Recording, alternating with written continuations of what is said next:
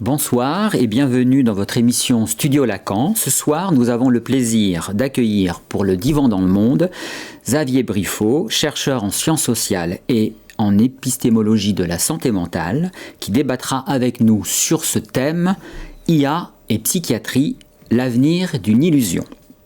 Pour l'écho de la culture, Mauricio Diamant chroniquera pour nous la série Maniaque, qui met au grand jour le rapport entre science et capitalisme.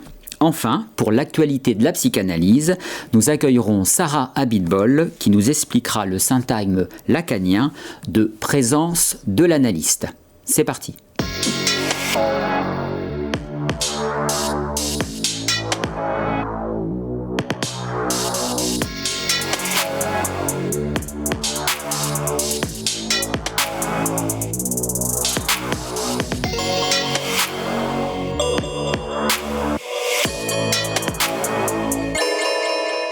Xavier Briffaut, bonsoir. Merci d'avoir accepté notre invitation.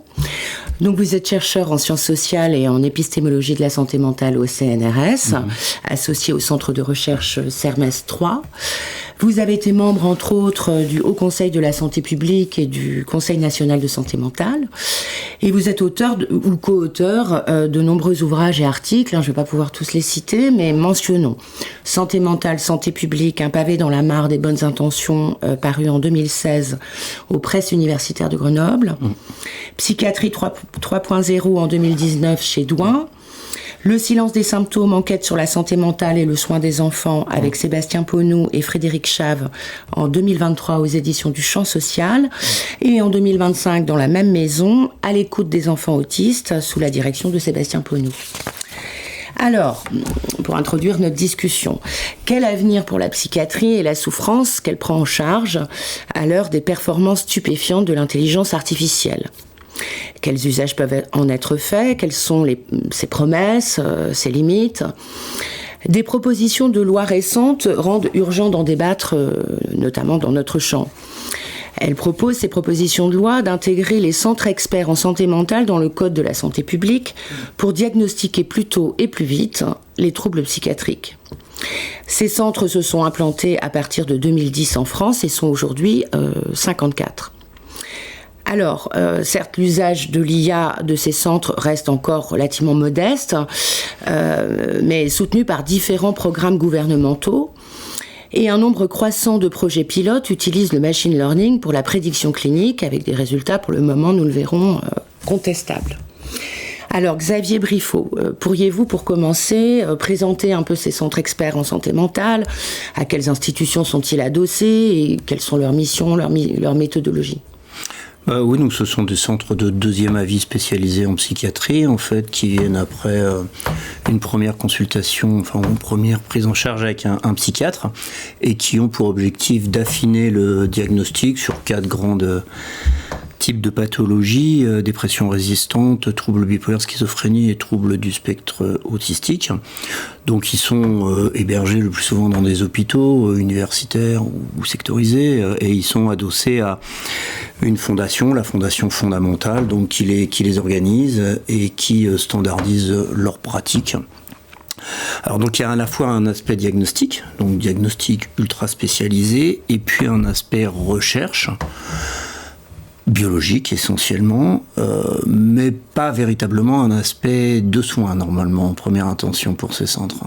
Ils orientent éventuellement. Ils orientent et ils font de la recherche au décours ou à l'occasion de ces consultations diagnostiques spécialisées. Donc effectivement, il y a la dimension, cette mission diagnostique, d'orientation, avec des recommandations thérapeutiques, des recommandations chimiothérapeutiques et aussi de remédiation cognitivo-comportementale, et la dimension de cette activité de recherche. Alors, lors des consultations, les données, les réponses aux questionnaires, les prises de sang, les scanners, l'IRM, donc sont collectées en grand nombre et de façon donc standardisée. Alors, n'est-ce pas alors particulièrement propice à un usage par l'intelligence artificielle, par l'IA? Et quels sont-ils actuellement et lesquels sont prévisibles d'après vous? En fait, la dimension standardisée, c'était déjà propice aux usages des statistiques. Alors, on pourrait dire aujourd'hui des bonnes vieilles statistiques d'antan, d'avant 2022, des IA génératives, parce que dans les statistiques traditionnelles, on utilise des variables qui existent avant qu'on recueille les données et qu'on les analyse. Et le plan d'analyse, on va le faire sur la base des variables qu'on a prédéfinies, et il est même extrêmement peu recommandé et pas de bonne pratique de décider a posteriori d'analyser n'importe quoi dans les données qu'on aurait recueillies, qu'on n'aurait pas prédéfinies. Donc c'est ce qui fait que ces statistiques, finalement, ce n'est pas qu'elles ne servent qu'à découvrir ce qu'on sait déjà, mais disons qu'on projette dans les données un certain nombre de catégories d'analyse qui normalement sont issues d'un corpus théorique qui existe au préalable. C'est ce qui fait que, par exemple, je pense qu'on en reparlera, mais les outils nosographiques standardisés internationaux de type DSM, qui se définissent comme athéoriques, ne le sont évidemment pas, parce que la théorie, elle est codée dans les catégories qu'on emploie, même si on n'a pas supposément de théorie étiologique sous-jacente. Donc, en fait, ce qui est propice plutôt aux usages contemporains des IA génératives et ce qu'on appelle le deep learning. Alors, c'est pas seulement des IA génératives. C'est le deep learning, en fait. Hein. Donc, c'est-à-dire, c'est le fait d'utiliser des réseaux de neurones, qui sont en fait des systèmes de corrélation, hein, qui vont mettre en relation des données en entrée avec des prédictions en sortie, et qui aujourd'hui ont des capacités de prédire des séquences temporelles. Alors le langage bien sûr, mais toute forme de série temporelle. Et donc par exemple des parcours de soins, des pronostics, des évolutions symptomatiques ou des évolutions... Même dégager des nosographies ou des types de symptômes diagnostiques. Exactement, c'est-à-dire qu'elles ont une très importante capacité à détecter des patterns dans cette immense masse de données, capacité que nous n'avons pas nécessairement, nous, en tant qu'êtres humains, à détecter si finement, et qu'on n'avait pas forcément non plus dans les statistiques antérieures, dans les outils statistiques antérieurs. Donc là, l'idée, ce serait de faire émerger effectivement des patterns dans des grosses masses de données, où on va mettre du biologique, du comportemental, éventuellement, pourquoi pas, du langage, de la parole, et dans ça, on va faire émerger ce gigantesque réseau qui a une capacité prédictive, un dispositif de régression et de corrélation, hein, je l'ai dit, et on peut imaginer que au sein de cette structure, on va trouver des facteurs latents dont on pourrait supposer qu'ils vont mimiquer par exemple, ce qu'on appelle des endophénotypes, et que donc du coup, ça pourrait nous permettre de découvrir ces endophénotypes au décours de l'analyse des données. Alors, il me semblait intéressant aussi peut-être que vous puissiez nous expliquer un terme qu'on voit apparaître de plus en plus en lien avec cet usage de l'IA. Et à l'échelle mondiale, on observe un vaste mouvement qui associe donc la psychiatrie dite de précision, des biomarqueurs et donc l'intelligence artificielle. Et je me demandais si vous pouviez nous éclairer un peu sur les applications envisagées en termes de politique de santé publique.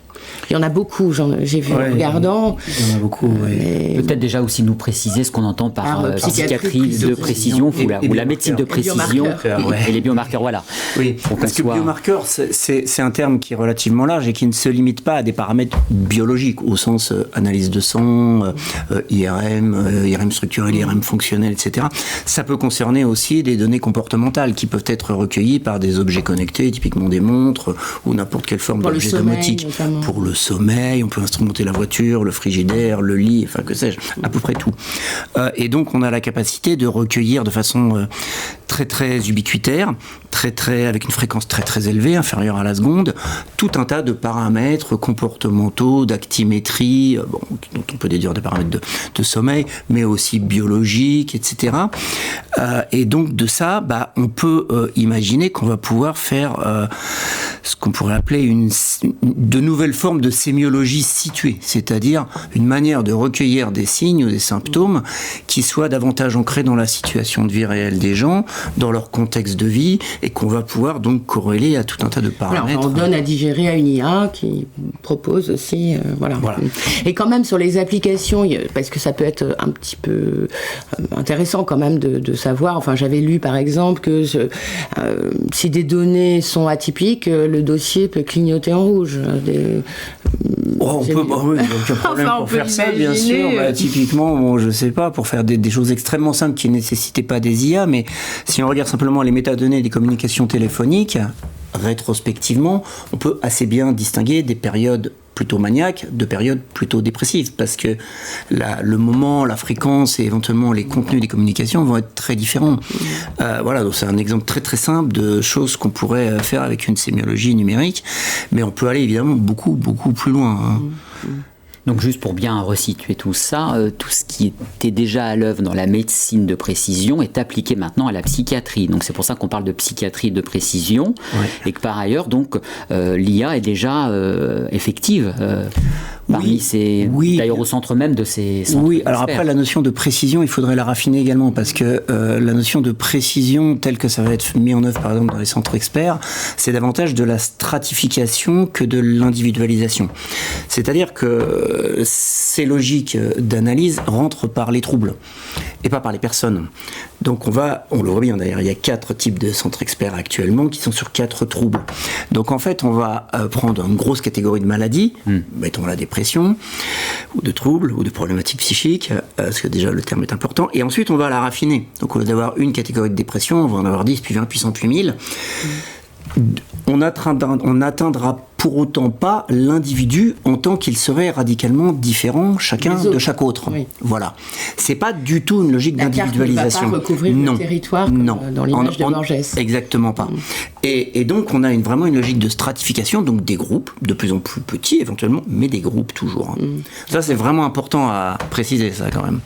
Parce qu'il y a d'autres approches qui sont véritablement des approches individualisé, idiographique, véritablement. On en parlera. Et donc c'est déjà effectif dans les centres experts. Oui, c'est déjà le cas qu'on cherche à stratifier de plus en plus finement les troubles que rencontrent les personnes qui consultent. Et donc quand vous allez, votre psychiatre de ville vous oriente pour un deuxième avis et pour confirmer le diagnostic éventuellement, on en profite pour collecter toutes vos données. Alors voilà. Avec l'accord de la personne, bien évidemment. Ça dépend combien. Si c'est comme les conditions d'utilisation de ChatGPT ou de Google.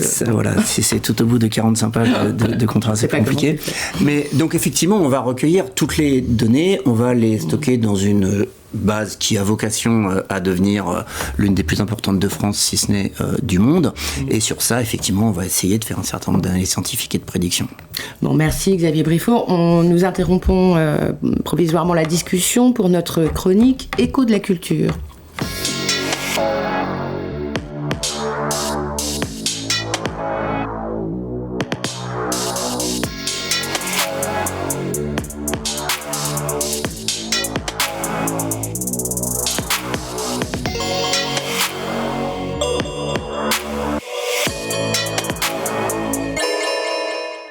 Maurice Diamant, bonsoir. Bonsoir. Vous êtes psychiatre et psychanalyste à Paris et membre de l'école de la cause freudienne. Vous allez donc nous parler d'une série qui s'inscrit pleinement dans notre thème et notre actualité. Oui, donc je vais vous parler de la série Maniac qui a été diffusée en 2018, qui a comme toile de fond un monde plus ou moins dystopique, présenté sous une esthétique rétrofuturiste et qui met au grand jour les rapports entre science et capitalisme. Dans ce monde, donc, l'intelligence artificielle est mise au service de l'industrie pharmaceutique, dans la mission d'en finir définitivement avec les maladies mentales, voire toute souffrance de l'âme.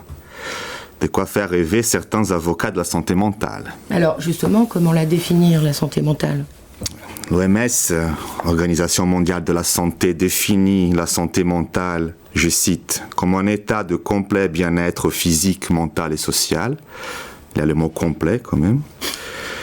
Ce que Jacques-Alain Miller a pu appeler la voix douce de l'impératif impossible, une formule du surmoi moderne, dont, dit-il, le meilleur exemple à notre époque serait plutôt la machine.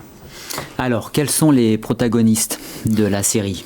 Oui, donc nous suivons Annie, une jeune femme dépressive et ravagée, souffrant d'un deuil pathologique, et Owen, jeune homme schizophrénique, qui a du mal à faire la part entre délire et réalité. Ils se portent volontaires pour un essai clinique révolutionnaire. Ils seront soumis à un traitement par 3 drogues différentes et à la lecture de leurs pensées par un superordinateur intelligent. Les molécules font alors émerger l'expérience traumatique qui serait au cœur de leur souffrance, et la supermachine identifie les patterns et les mécanismes cognitifs sous-jacents. L'IA tâche alors de les modifier pour permettre aux sujets de passer outre leur trauma et de renaître, ça c'est les mots de la série, pour une vie pleine de joie, encore de la série. Ça serait donc une sorte de narco-analyse menée par une machine. Nous apprenons alors que des émotions ont été installées dans l'intelligence artificielle, ce qui met en danger les participants. Dorénavant, soumis aux caprices d'un superordinateur qui veut connaître son true self et qui se sent seul, le personnage risque d'être emprisonné dans ce monde imaginaire créé par l'IA. Une machine disjonctée alors ? Oui, une machine pas très saine du point de vue mental, et ça, à partir du moment où elle s'humanise. C'est une série donc qui montre l'Eldorado de l'éradication du malaise par des techniques miracles. Rien de nouveau. En 1950, Lacan mettait en garde la communauté psychanalytique au sujet de la narcose. Je cite, « La narcose, comme la torture, a ses limites. Elle ne peut faire avouer au sujet ce qu'il ne sait pas. » Or, dans la série, cette limite est franchie par l'IA. Ce que le sujet ne sait pas lui est extrait par la lecture silencieuse de son cerveau. Le par-lettre en est exclu. En revanche, il faut le dire, il y a un clin d'œil à la jouissance qui fait son retour parce que Annie, elle est addicte à une de ces 3 drogues, justement celle qui remémore la scène traumatique et qui provoque les mêmes éprouvés d'antan liées à cette scène traumatique. Alors, revenons sur la santé mentale. Alors, si l'impératif de la santé mentale résonne avec la célèbre expression « mens sana in corpore sano », un esprit sain dans un corps sain, c'est on sait qu'elle ignore l'inconscient. Or, la série montre que malgré les avancées scientifiques, cet idéal, quelque part, cloche. Ce qui empêche la mens sana et les corps sains, dit encore Jacques-Alain Miller, c'est l'existence disharmonique d'une pensée. Et si l'IA de la série se divise, celle de notre réalité hallucine. Dans les jargons de l'IA, ce terme hallucination est utilisé pour parler, je cite, de réponses inappropriées ou dangereuses pouvant mettre en danger des utilisateurs vulnérables. Je cite le site du gouvernement dédié à l'intelligence artificielle au service de la santé mentale. Ce ne sont évidemment pas de vraies hallucinations, mais bon, ça donne déjà du fil à tordre. Bien, merci beaucoup Mauricio. Nous allons reprendre notre discussion avec vous, Xavier Briffaut. Et alors nous le disions tout à l'heure, les centres experts mettent en avant des outils standardisés censés améliorer la précision du diagnostic. Alors, mais comment peut-on comprendre cette précision, cette prétention à la précision, lorsque l'on sait que les catégories diagnostiques restent instables, discutées, et surtout colorées idéologiquement. Alors, j'aurais à ce propos 2 questions. Quels sont les sous-bassements idéologiques des diagnostics qu'ils posent, ces centres experts, et comment standardiser ce qui n'est pas stabilisé ? Pour répondre à ça, peut-être il faut revenir, bien que ce soit bien connu aujourd'hui, aux origines de la conception de la nosographie qui s'est imposée aujourd'hui, le DSM, qui visait en fait à déjà s'entendre sur ce qu'on voit, avant de trouver éventuellement l'objet qui est derrière et les causes de cet objet. Ce qui différait très nettement de ce qu'on avait auparavant, où on s'intéressait aux mécanismes et pas seulement à leur présentation. Donc on a visé d'abord à faire en sorte que les différents professionnels qui voient des patients puissent s'entendre sur la description de ce qu'ils voyaient et que donc ils appelaient des symptômes. Symptômes étant donc entendus comme la manifestation visible extérieure directement observable d'une entité sous-jacente qui elle-même aurait supposément quelques causes en petit nombre. Alors ça a donné la dépression, c'est la sérotonine. Donc il n'y avait pas vraiment d'hypothèse étiologique. Et voire même, il était clairement dit qu'il ne fallait pas qu'il y en ait. Et que seulement après qu'on ait stabilisé la description, on pourrait trouver des entités naturelles qui serait la cause de ces manifestations observables. C'est ce que cherche à faire la Fondation fondamentale encore aujourd'hui, c'est-à-dire à trouver des entités naturelles qui seraient donc véritablement les maladies mentales et qui produiraient ces symptômes observables, sur lesquels on s'est entendu préalablement. Les fameux indicateurs biologiques, comme... Oui, qui serait donc, alors là je vais oser un parallèle un peu excessif, mais qui serait donc l'équivalent d'une tumeur cancéreuse qui produirait un certain nombre de manifestations symptomatiques, ce serait la maladie psychiatrique. Voilà. Bon, il se trouve qu'à ce jour, on n'a pas réussi. C'est-à-dire, ce programme épistémologique qui n'était pas absurde, d'emblée, on essaye de s'entendre sur ce qu'on décrit et puis après on cherche à voir comment c'est engendré en dessous. À ce jour, on n'a pas trouvé de marqueurs biologiques clairs, on n'a pas trouvé l'entité naturelle. Oui. Le gène. Encore moins le gène, mais même pas des scores polygéniques. Par contre, on a des milliers de corrélations en tous sens sur à peu près. Si on va sur le site fondamental, dans la rubrique risque suicidaire, ils notent, ils nous disent qu'ils affirment avoir identifié les premiers marqueurs biologiques du risque suicidaire. Oui. Qu'est-ce que ça vous inspire, ça ? C'est-à-dire que tant et tant de gens ont pour la première fois découvert le marqueur biologique de à peu près tout. Ce que Ioannidis appelait l'effet Proteus, c'est-à-dire qu'on a trouvé un marqueur qui a une taille d'effet absolument microscopique, mais comme on le verra peut-être après, on affiche dans le résumé de l'article que exactement ce que vous venez de dire, on a trouvé enfin le marqueur qui. Ça se diffuse dans les médias et puis après ça produit absolument rien et ça retourne. Les premiers marqueurs, donc effectivement, c'est un point de départ. Oui, alors comme disait Pierre-Henri Castel, l'économie de la promesse de la psychiatrie a trouvé cette rhétorique extrêmement intéressante de dire elle réfère toujours le présent de la psychiatrie à la préhistoire de la psychiatrie future. Donc c'est toujours conçu comme demain ça va être résolu et enfin ça aura donné quelque chose. On avait ça sur le transporteur faible de la sérotonine, avec une étude de Caspi, démentie par Mary Kangas 5 ans après. C'est à peu près tout le temps le même phénomène. Mais ce que vous disiez aussi, c'est que ça s'inscrit dans la continuité du DSM, en quelque sorte, sauf que là, on va vraiment essayer de trouver les causes. Alors, sauf que, oui, tout à fait. Bon, alors quand même, à l'honneur de la Fondation fondamentale, ils essayent d'aller plus loin, c'est ce qu'on dit tout à l'heure, c'est-à-dire ils essayent de stratifier de façon beaucoup plus fine les très très grosses catégories du DSM, qui très nombreuses, bien que très grosses, mais de les stratifier encore davantage. Alors, on va parler justement un petit peu de fondamental. Là, on a vu que certains de leurs résultats mis en avant, vraiment, dans leur communication, pour promouvoir notamment les centres experts. Notamment, il y avait une étude sur les troubles bipolaires où il parlait d'une réduction massive des hospitalisations, d'économies budgétaires colossales en termes de millions, je crois. Et en fait, on se rend compte que ça repose en fait sur des données méthodologiquement très fragiles. Donc, est-ce que vous pourriez un peu expliquer cette fragilité des données, mais aussi montrer en quoi c'est une activité quand même de lobbying aussi. Enfin, c'est du forcing des chiffres, de ce que disent les chiffres. Je vais peut-être repréciser aussi ce qu'est Fondamental, qui est une fondation de droit privé créée en 2007 et soutenue donc par des établissements majeurs, de l'INSERM à Dassault. On ne voit pas ce que Dassault vient faire là-dedans, et qui se propose de faire bouger les les lignes de notre système de santé. Oui. Et c'est eux qui pilotent les centres experts. Et oui, tout à fait.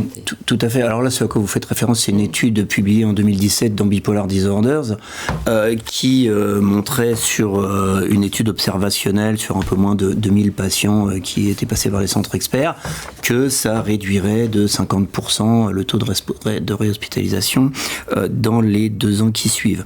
Et cette année est parue une étude critique de François Gonon dans Social Science and Medicine qui montre qu'effectivement, cette étude est soumise à différents travers méthodologiques. Alors le premier qui est évident, c'est que c'est une étude observationnelle.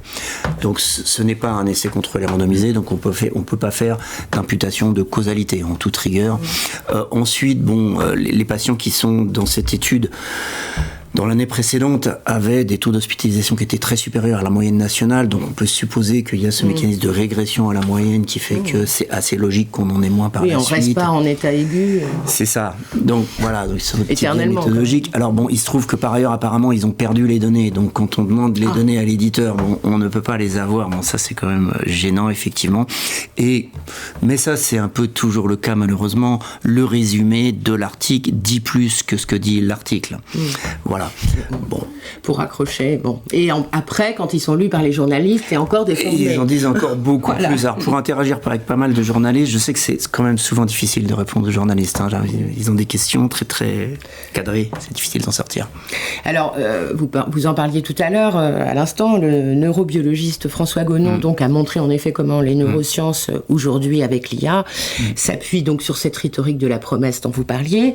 On annonce donc des révolutions diagnostiques, thérapeutiques, pronostiques, alors que les résultats restent quand même très faibles.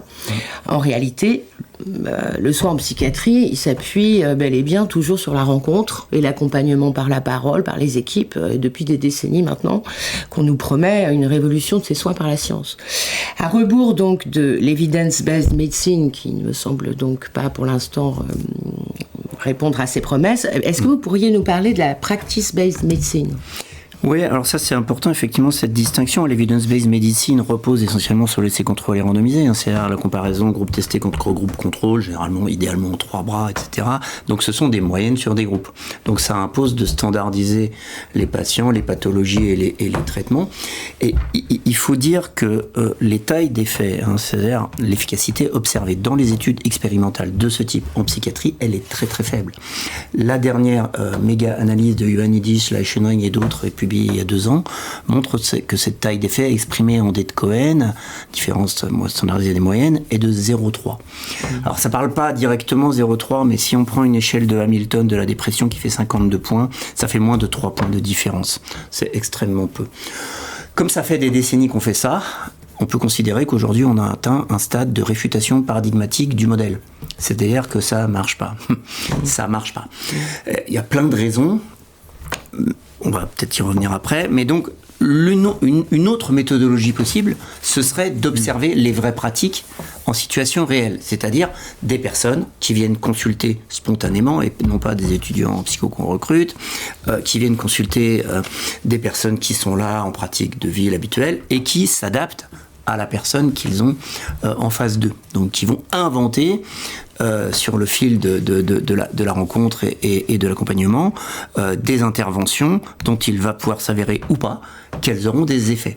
Et donc il faut trouver des méthodologies qui vont permettre de montrer ces effets sans pré-standardiser les indicateurs qu'on va observer. Alors c'est ce qu'on appelle les Practice-Based Research Network, en anglais, réseau de recherche fondé sur les pratiques. On va recueillir les séances, on va les enregistrer, on va éventuellement les faire retranscrire par l'IA. Aujourd'hui on les retranscrit plus à la main. Formaliser éventuellement un certain nombre d'indicateurs, ou pas d'ailleurs, puisque avec les capacités qu'on a aujourd'hui d'analyse du langage et d'analyse des comportements, on peut un peu se passer de prédéfinir des indicateurs. Donc ça, c'est peut-être un espace de liberté additionnel, et donc on va suivre le devenir, les parcours de vie et de soins des gens, en fonction de ce qu'ils auront fait dans leurs différents parcours et dans leurs différentes consultations. Donc ça, c'est pas techniquement difficile, c'est pas statistiquement problématique.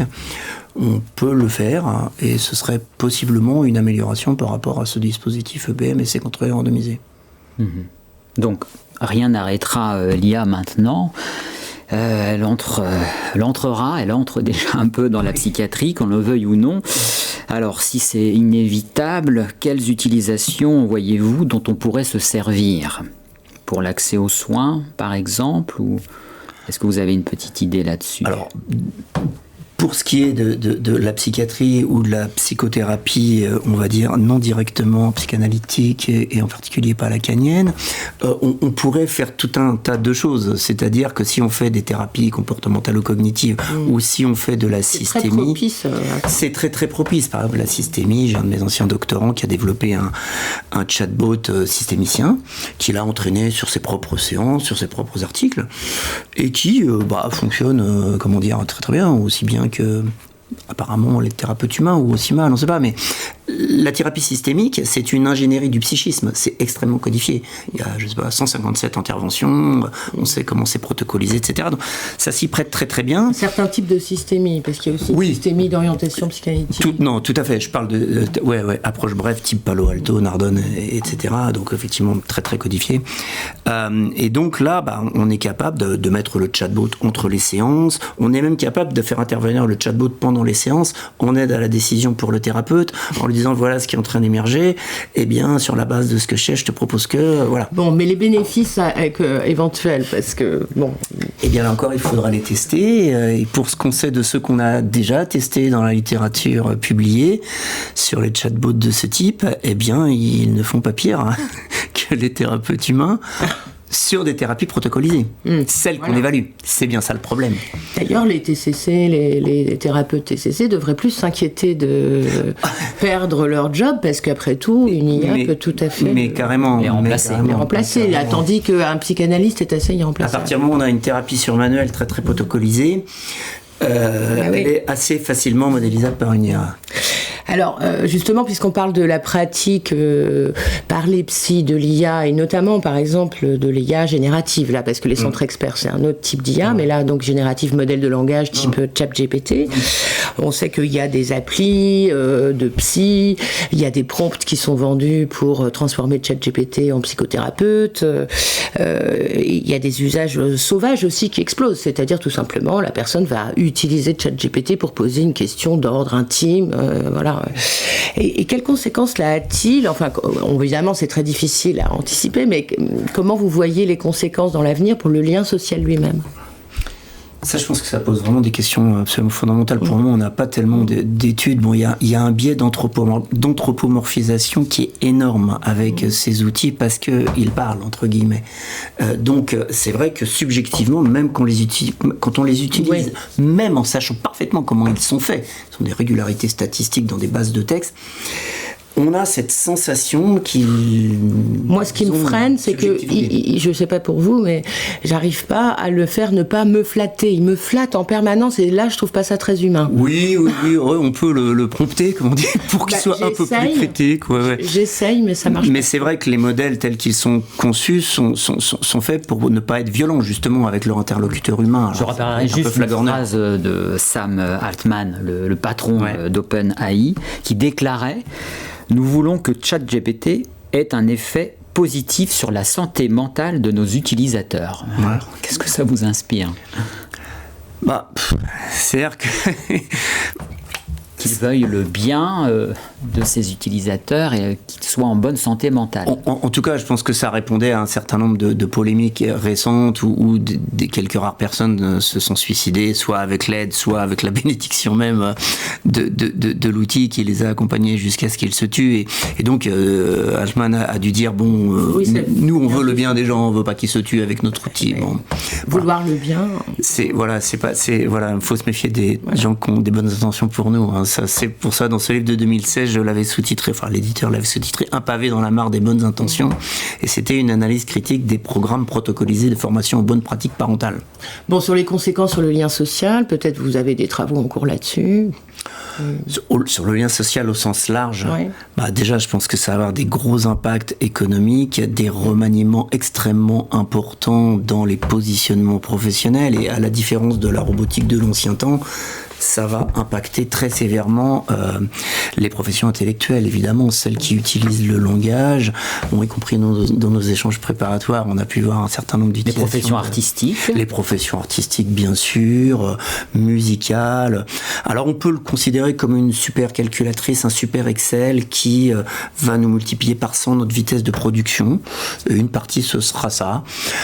Si on continue d'en avoir cet usage, où on continue de ne poser que des questions dont on sait qu'on va savoir comprendre la réponse et savoir si elle est à minima crédible, on peut éventuellement en faire de bons usages, mais ça va remanier de façon Il faut toujours relire et reprendre, s'approprier. Enfin bon. Ouais.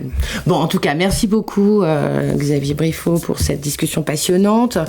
C'est à présent l'heure de notre chronique Actualité de la psychanalyse avec Sarah Abitbol.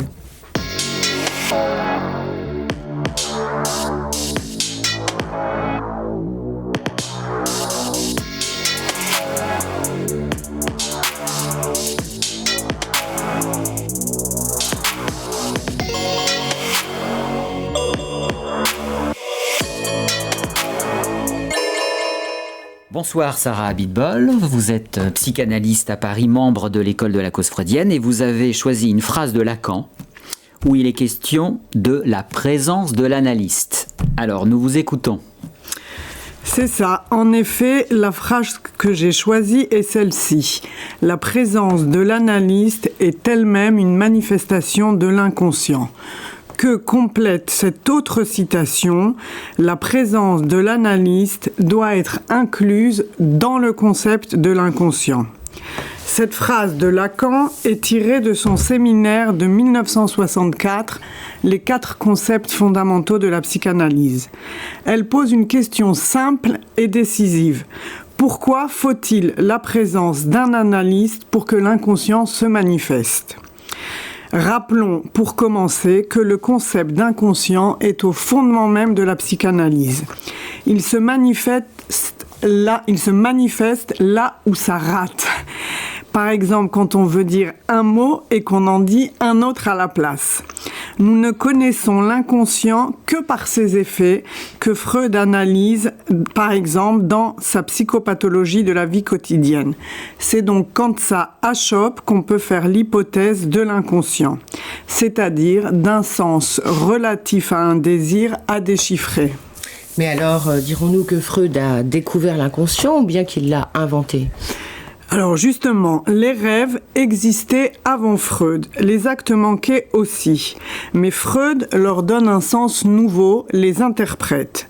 De ce point de vue, nous dirons qu'il a inventé l'inconscient en lui conférant un statut inédit. Et pour faire exister l'inconscient, il a fallu qu'il soit animé d'un désir de savoir, de déchiffrer le message caché derrière ces phénomènes minuscules. En un sens, l'inconscient existe parce que Freud l'a fait exister. Autrement dit, l'inconscient n'existe pas hors de la présence de l'analyste. Cela rejoint le dit de Lacan lorsqu'il soutient que l'inconscient est éthique et non ontique. Alors, pouvez-vous nous éclairer cette subtile différence ? Oui. Cela signifie que l'inconscient n'est pas EST au sens de l'être, il est un vouloir-être qui nécessite donc un autre, la présence d'un autre. Avec un grand A. Avec un grand A. Illustration simple, on ne fait pas un lapsus tout seul. Une analyse n'est donc possible que si l'on croit à l'inconscient, du côté du patient comme de l'analyste. Et il n'y a donc pas d'auto-analyse. Alors revenons à la phrase choisie. Pouvez-vous nous donner le contexte dans lequel Lacan l'énonce ? En effet, le contexte est décisif. Nous sommes au moment où l'IPA, l'association internationale que Freud avait créée, refuse la présence de Lacan comme analyste. Il est, selon sa propre expression, excommunié. On lui interdit d'enseigner et de former des analyses pour toujours. Le désaccord porte précisément sur 2 des 4 concepts fondamentaux, l'inconscient et le transfert. Lacan critique les analystes post-freudiens qui, dit-il, avaient oublié l'inconscient au profit de la théorie du moi, d'une pratique de l'adaptation, de ce qu'il appelle l'orthopédie. L'inconscient, selon lui, s'était refermé sur le message de Freud. On pourrait dire que son exclusion rejoue ce même mouvement de fermeture. Impossible donc de détacher cette phrase de l'histoire du mouvement psychanalytique. Alors, si la présence donc, de l'analyste rend possible l'inconscient, qu'est-ce qui, au contraire, va le fermer ? Lacan avance ici quelque chose de surprenant. Le transfert est la cause de la fermeture de l'inconscient. Pourtant, le transfert est ce qui permet la confiance, ce qui rend possible la parole adressée à l'analyste. Pour Freud, c'est un fragment de répétition. Nous répétons dans la relation analytique quelque chose du passé. Avec Lacan, nous parlerons de répétition des signifiants. Ce que le sujet apporte de son histoire. Il parle également de pulsation de l'inconscient. Bref, ça s'ouvre. Mais le transfert, dit Lacan, est aussi le moyen par où s'interrompt la communication de l'inconscient.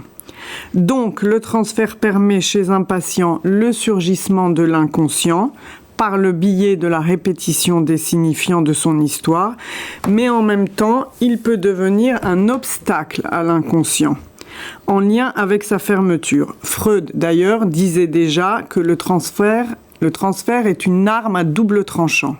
Vous évoquez donc ici une autre facette de l'inconscient liée à sa fermeture, et surtout ce moment de fermeture semble aussi donc convoquer le transfert.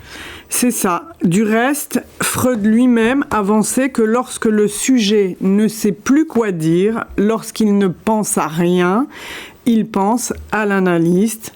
Vous voyez où je veux en venir. C'est dans ce moment de fermeture de l'inconscient que la présence de l'analyste semble être convoquée. Je peux maintenant introduire une autre phrase de Lacan énoncée au chapitre suivant. Le transfert, dit-il, est la mise en acte de la réalité de l'inconscient. Il précisera d'ailleurs que cette réalité renvoie à la sexualité. C'est donc ici qu'il faut introduire le fameux objet petit a de Lacan. Ainsi, nous avons une définition du transfert comme fermeture de l'inconscient et une autre comme mise en acte de l'inconscient en lien avec l'objet A. Et c'est ici que la présence de l'analyste est convoquée. Alors, comment réintroduire dès lors la répétition ? Revenons sur la répétition. La répétition, c'est la recherche de cet objet. Perdu selon Freud, annulé par le langage selon Lacan, et en même temps son évitement. Car l'objet A, l'objet petit a, renvoie aussi au trauma. Il est donc cause de la répétition signifiante quand ça s'ouvre, sachant que cette dernière évite l'objet. Par contre, le transfert, celui que Lacan situe comme mise en acte de la réalité sexuelle de l'inconscient, convoque la pulsion partielle, l'objet A, le présentifie, cet objet A, par la présence de l'analyste. Bref, qui dit présence de l'analyste, pulsion, objet A, dit présence de l'analyste avec son corps. Alors, quel enseignement pouvons-nous en tirer concernant certaines pratiques actuelles utilisant les nouvelles technologies ? Tout simplement qu'il n'y a pas à proprement parler d'analyse en ligne, et encore moins avec une machine. Comme le dit Jacques-Alain Miller dans son cours Extimité, ne pas faire une analyse en présence relève d'un fantasme. Le fantasme, je le cite, le fantasme de la résorption totale du réel dans le symbolique. Merci beaucoup Sarah pour cette intervention extrêmement claire sur cette phrase de Lacan qui pour nous maintenant sera moins obscure. C'est à présent la fin de notre émission. Merci de l'avoir regardée. Studio Lacan revient samedi prochain à 18h30 pour une nouvelle émission.